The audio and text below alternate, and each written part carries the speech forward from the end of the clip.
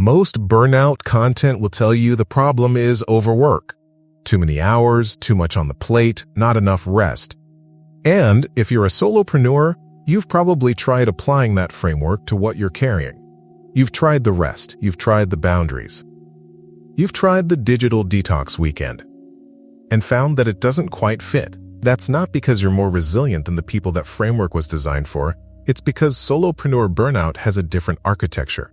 And treating it with the wrong model is part of why it doesn't resolve. This video is about that architecture. What makes the solo version structurally distinct, why the standard recovery prescriptions keep failing you, and what actually changes things when you're the only person in the building. The goal isn't to convince you that your version is worse. It's to give you a framework specific enough to actually use. The standard burnout model was built on a specific set of conditions: a person, a role, an organization, and the friction between them. The research that defined burnout, Maslach's framework, which most burnout content still runs on, identified 3 core dimensions: emotional exhaustion, depersonalization, and reduced sense of accomplishment. And it was built almost entirely on data from people inside institutional structures.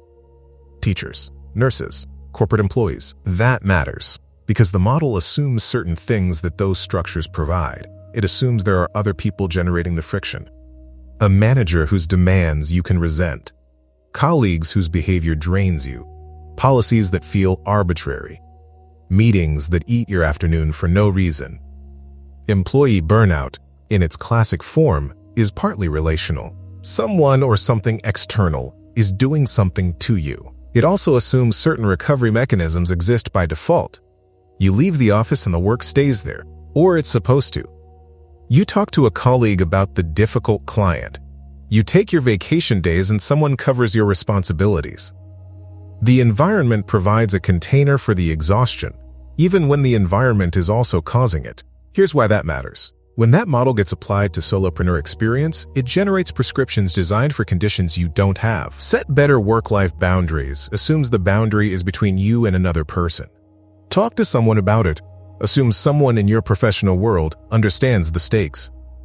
Take time off assumes someone else will cover the work while you do. None of those assumptions hold in the solo context, and when the prescription doesn't work, the standard interpretation is that you're doing it wrong. That's not a personal observation, that's structural. So what is the architecture of solopreneur burnout? Specifically, there are 3 features that make it distinct, not worse necessarily, but different in ways that change everything about how it operates and how it resolves. The first feature: you are simultaneously the person experiencing the problem and the only person available to solve it. In an employee context, those roles can separate. You experience burnout, and then HR exists. A manager exists. A leave policy exists. The problem and the resource for addressing it are in different places. In the solo context, that separation doesn't happen. When you're depleted, the depleted version of you is also the version that has to generate the revenue, make the decisions, manage the client, and figure out what recovery even looks like. Here's the specific thing that happens. The resource you need to solve the problem is the same resource the problem is consuming. That's not a motivation failure. That's a structural trap. The second feature: there is no social buffering. Research on workplace stress consistently identifies social support as one of the primary protective factors against burnout.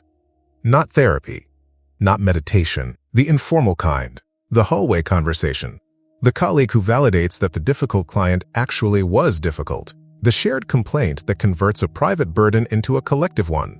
That mechanism doesn't exist in the solo context by default. Every frustration, every doubt, every uncelebrated win, it stays with you. There is no discharge valve. The emotional labor accumulates without anywhere to go, and over time, that accumulation has its own weight, entirely separate from the workload weight. The third feature, and this one is the one that almost never gets named: motivation in the solo context is entirely self-generated. In an employee structure, motivation has external scaffolding. Deadlines imposed by other people, accountability to a team, consequences that arrive from outside. Even when you hate those structures, they move you.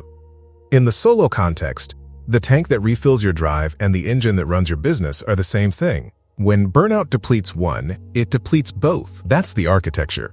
Not overwork alone, though overwork is often present, but the specific structural condition of carrying the full weight of being the only witness to your own experience.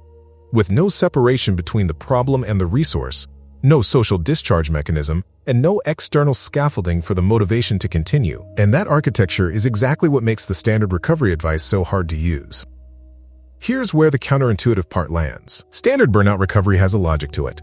Remove the stressor, rest, rebuild. And for employee burnout, that logic can work because the stressors are often separable from the person.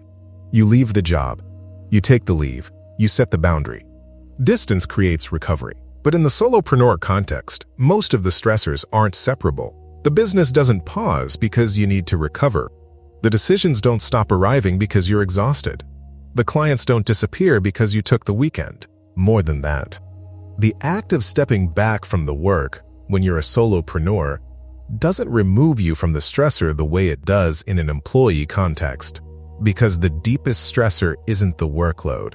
It's operating as the sole witness to your own experience, with no external reference point to confirm whether what you're building is real, whether the decisions were right, whether the direction makes sense. That stressor doesn't take weekends. Research on burnout in self-employed populations points to something the employee model doesn't capture well, that solopreneurs who experience burnout frequently continue to feel the core symptoms even after reducing hours, because hours weren't the primary fuel. The fuel was the structural exhaustion of running a complete operational and emotional system alone, without feedback loops, without witnesses, without the distributed load that humans evolved to work with. That's why the take-a-break prescription keeps not working. You take the break, you come back.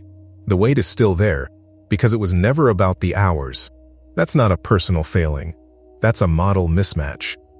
And the fact that the model mismatch has gone unnamed for so long is part of why so many solopreneurs carry a quiet suspicion that they are the problem. They are not the problem. The operating conditions are asking for something the standard model doesn't address. That's not a personal observation. That's structural. If this is landing, if the architecture being described here maps onto something you've been living, there's a resource in the description built specifically for this.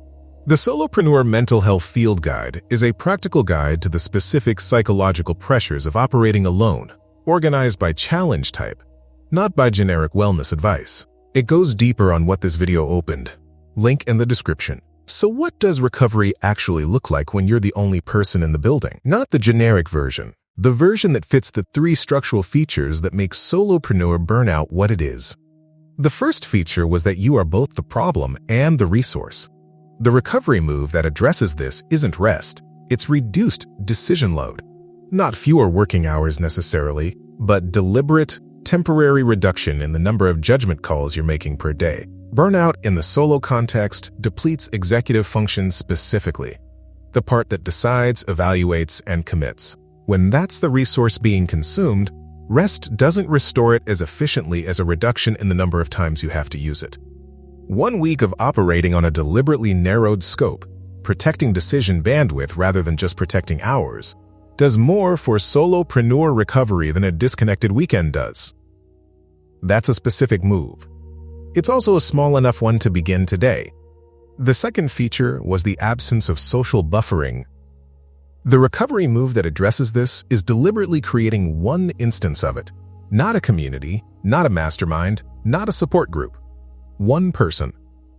Someone at a roughly equivalent professional level who understands enough of the context to receive the weight when you put it down. The research on what actually buffers occupational stress is consistent on this. You don't need a network. You need one person who gets it.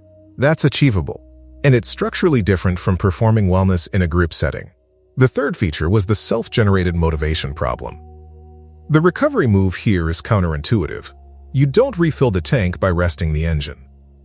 You refill it by giving the engine something it actually wants to run on. One meaningful, contained, completable project, something with a clear endpoint and low stakes, does more to restore the motivational resource than time away from all projects does. Not a distraction, a deliberate experience of completion. Because what burnout steals from the solo operator isn't energy exactly.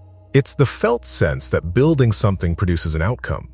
And the fastest way to rebuild that felt sense is to produce one at a smaller scale. 3 features, 3 specific moves, none of them are the standard prescription, all of them fit the actual conditions. If you want to go deeper on the specific psychological architecture of the solo path, including the challenges this video named and others it didn't have room for, the Solopreneur Mental Health Field Guide is in the description and the pinned comment. It's built for this. And before we close, what part of the standard burnout advice have you tried that just didn't fit your situation? And what did you notice when it didn't work? Leave that in the comments. It's worth naming out loud. The standard burnout model isn't wrong. It's just built on conditions that don't exist in the solo context. It assumes someone else is causing the problem. It assumes the recovery resources are structurally separate from the problem. It assumes that rest and distance are the primary levers. In the solopreneur context, none of those assumptions hold, which means applying that model and getting no result and concluding that you must be broken is one of the more costly errors this path produces. Because the self-blame that follows doesn't just feel bad. It consumes the same executive resource that the burnout is already depleting. What you've been experiencing has a specific structure. You are carrying the full operational and emotional weight of a business without the distributed load that humans evolved to work with. You are both the person with the problem and the only person available to address it. You have no discharge valve for the emotional labor that accumulates.